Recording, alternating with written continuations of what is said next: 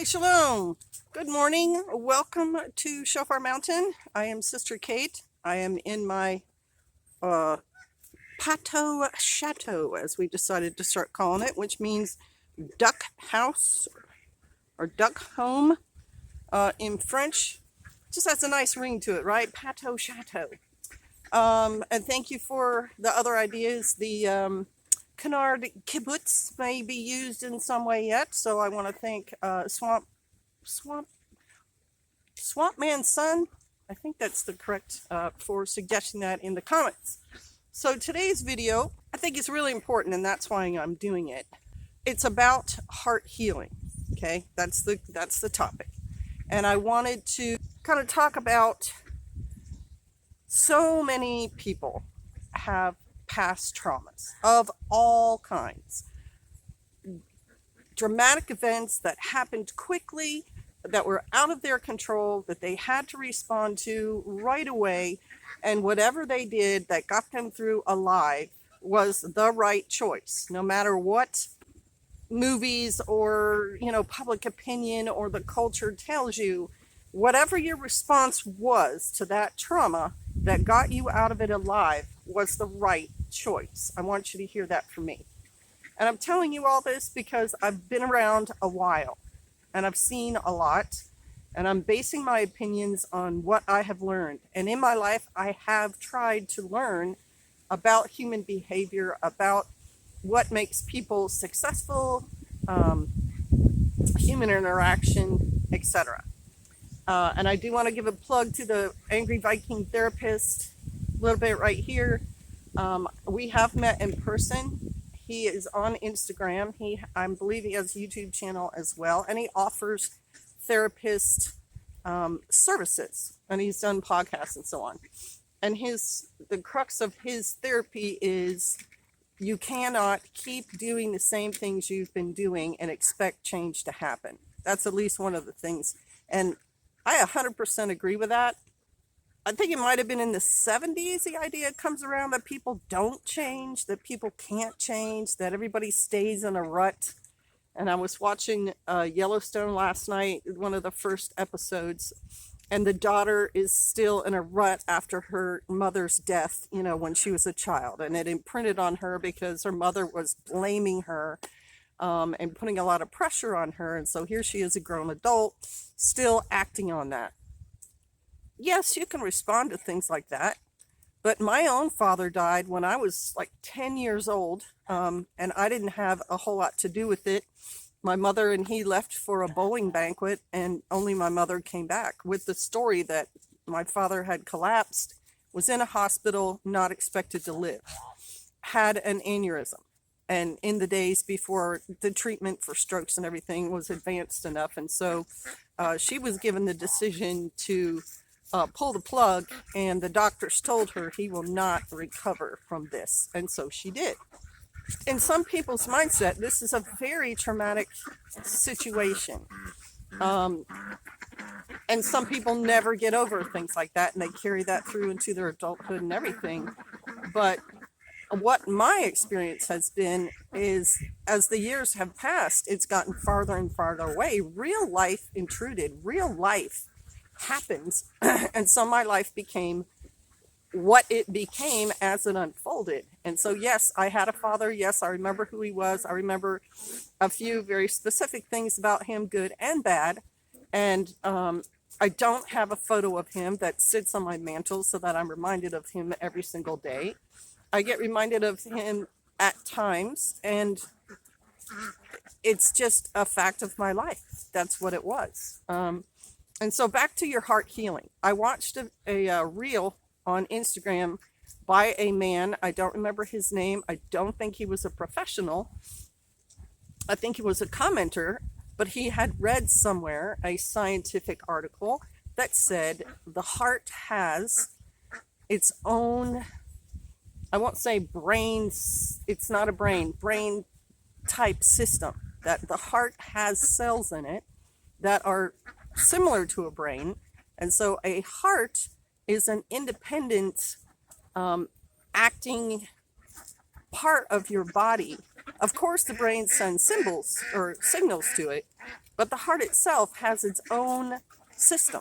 And so it has a very important job, obviously.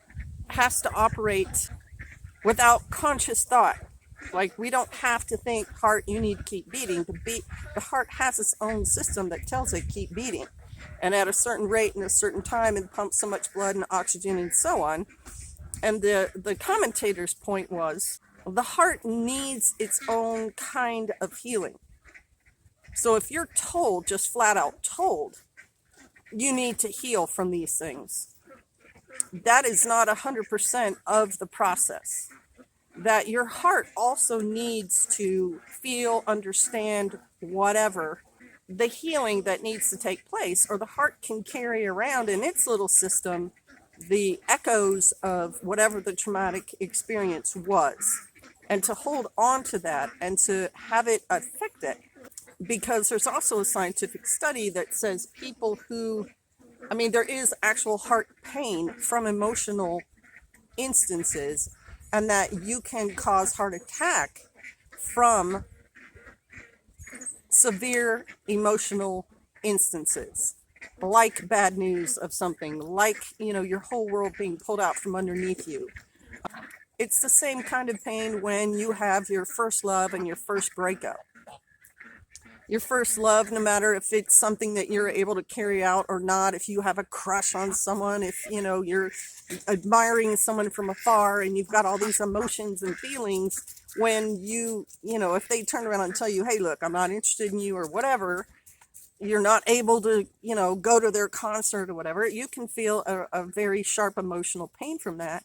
These things can affect your heart. They absolutely can. And so it's important, I think, this is the conclusion, it's important for you to deal with yourself on that aspect. If you have done the mind, these things that happened to me were a long time ago, I'm a different person now, I'm a grown adult, I'm not a child, or I'm a different adult, that was 10 years ago and now I'm 30 years old and I'm married and I have children, and back then I was, hanging out with all my single friends and getting drunk every Friday, and this thing happened, I was mugged or whatever.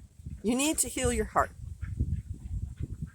in a physical way, in an emotional way, to say, heart, relax, take a deep breath, we're okay.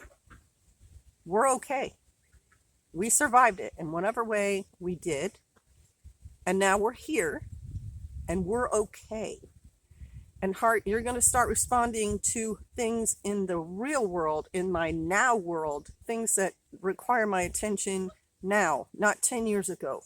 I need to love my children. I need to feel those feelings. I need to love and respect my spouse. I need to feel those feelings. I have a certain feeling for the work I'm doing right now. I'm very involved in it. I love my work. I'm happy with my work. I'm going to try to mend fences with people because I want those good feelings coming. Because I know I say you should not live your life on your feelings. Well, no, it's not exactly that. It is, your decision making should not be based solely on feelings, because feelings change, right? Your decision making should be based on what you know, your knowledge, your brain, and your heart. Not just one, both. Because we are complex beings. We are very intelligent, knowledgeable beings who cannot be ruled just by emotion, but we cannot ignore emotion either. We have to understand that's part of us and to deal with it on that level as well. I hope this has helped you all. I'm going to say a little bit of religious stuff now, so if you don't want to hear it, just turn the video off now, and then I will sum up at the end there from that perspective. The Bible says your heart is wicked and evil, constantly wanting to do evil. That is temptation. That is the desire to have good feelings through bad action, like drugs, like violence. It can come from good things and it can come from bad things. You can get used to bad stuff, but it's going to wear and tear on you. So you can change the way your heart is working to work towards the positive, to work towards good, to work towards peace and all the fruits of the Spirit. And it takes this and that to change this. You have to want, I'm pointing at my heart. Look here, well, to change that, right? But you got to want it. And so that's what your religion, your belief, your faith should be doing for you. It should be calling you, inspiring you to make those changes so that you're walking on a path that is full of righteousness, that has peace, that allows you to feel the good that the Father has for you. All right, and I'm going to just sum it up right there. Thank you for watching the video, y'all. Bless you. Shalom.